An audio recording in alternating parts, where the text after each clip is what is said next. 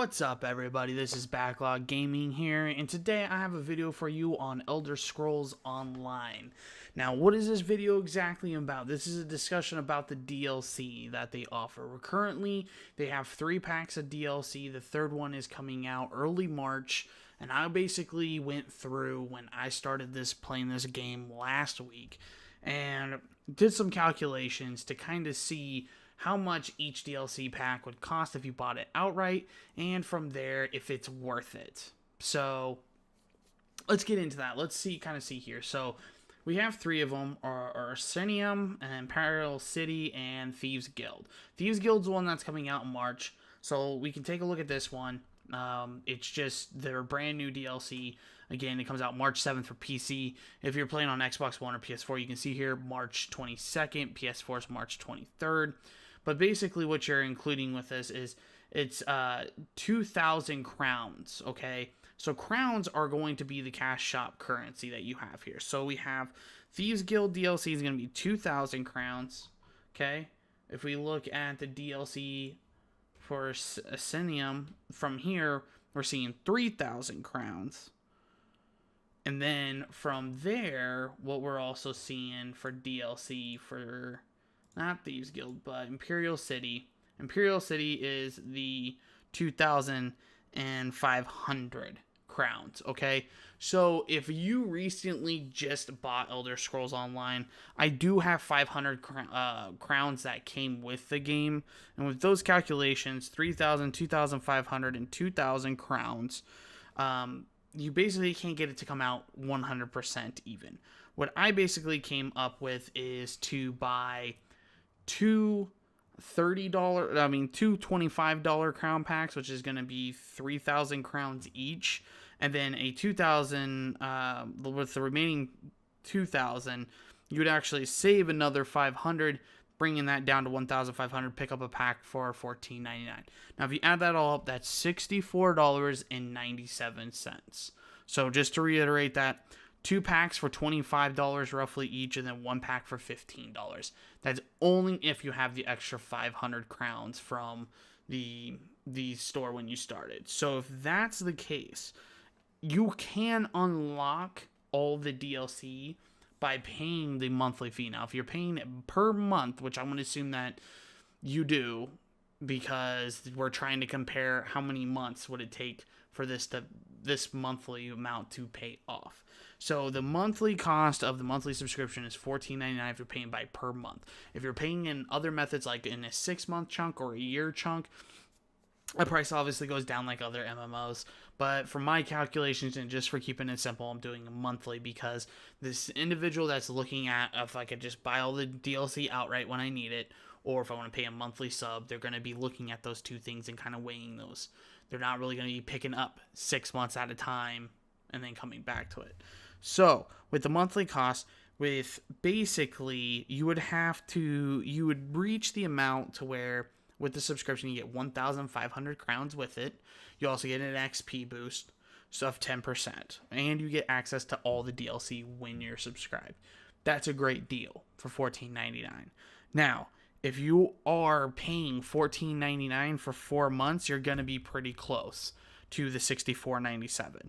If you're paying for 5 months, that would get you 7,500 crowns. So if you bought a 5-month pack, essentially, with the crowns that you'd receive from that, you would be able to purchase all the DLC. Now, here's the thing, is that you'd be paying roughly about $10 more for the DLC if you went that route, but you would be able to use the DLC for 5 months, and you would have that XP boost. So you as a consumer would have to weigh those possibilities. Do you want the XP boost of 10%? And then you literally cannot buy anything else off of the gem store unless it is those DLC packs while you're paying the subscription. So any outfits that would come out, you can't buy. Any type of special mount, any type of special pet, you can't buy any of that. You would have to literally save your free crowns for up to 5 months just to purchase the DLC. Okay? Now, my point of view on this, and this is kind of where I come in, is that I look for the most optimal way to get the best deal possible. For me, that's going to be purchasing the DLC outright. The 10% XP bonus, Yes, will it save you time? Probably. Is it needed? Is it required? No, it's not required. It's going to take you a little bit longer to level. It's going to take you a little bit longer to acquire that XP to level, and that's perfectly fine. As long as you're enjoying the game, that's okay. What's the rush?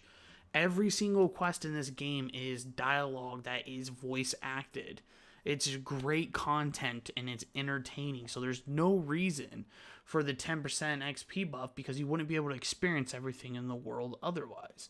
At least in my book, that would be the case. So when I look at it, I would rather pay the $65 for the DLC up front in order to acquire it. Now, the next question that comes into play for me as a potential buyer of the DLC is, when is the DLC needed? Okay? When do I look at the point where it's like, okay, I'm at this point in the game, the original game is done, and what do I need to do to continue the story? What do I need to continue my character progression? And that's what's going to determine when I buy the DLC. Now, the only one that might be the first one that I might just spring for right away, and that's because it comes with a mount, is going to be the Oricinium DLC. It comes with a bear mount. The reason that I would spring for that is just strictly for that mount. In this game, like every other Elder Scroll game, you're going to be running from point A to point B, and it's a fucking long trip. And with that long trip, it would be nice to have a mount. Either though you have to train the mounts and everything to boost their stamina, their packing power, and all that jazz, it's still, in my book, worth it. If you're going to purchase a mount, don't purchase one of the other mounts. Just get the DLC pack if you're going to be purchasing the DLC. So right off the bat, I'm getting all the DLC. From there, I'm also getting a mount. Those are the two main things that I would care about. I want to experience the content, and I want to be able to have the mount.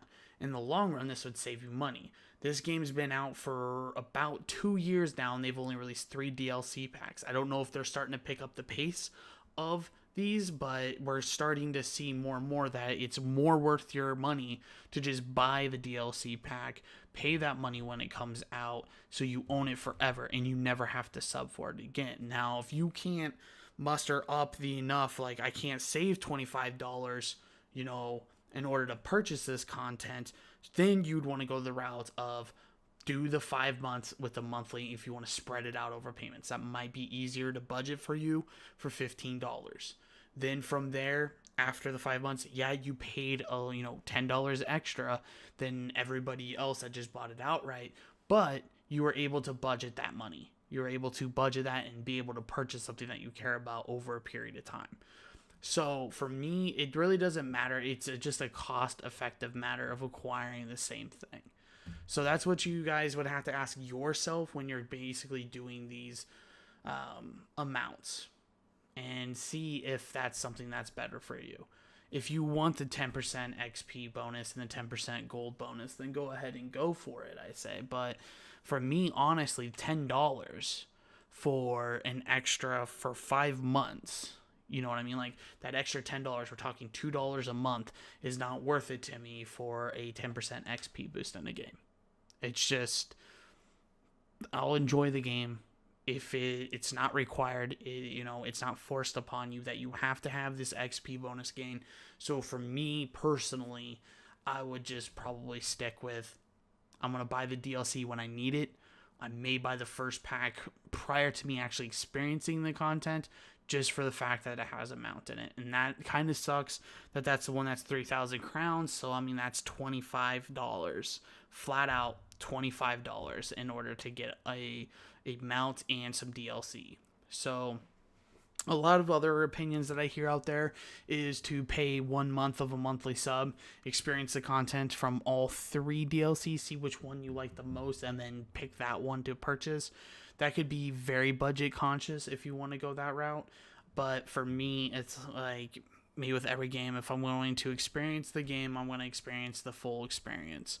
Now, I normally don't buy DLC unless it's on sale, and I don't know if they're going to be doing a bundle maybe to where it might bundle all 3 when the Thieves come out.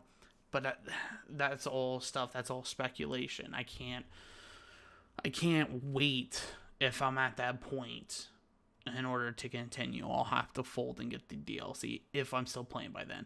that's a big if, because with Elder Scrolls Online, it is a grindy game. It will take you a while to get to level cap. It will take you a while to get to experience the DLC content. But if you get to that point, there's no doubt in my mind that an extra $65 isn't going to be worth your money to purchase to continue that experience, especially if you're not burnt out by then.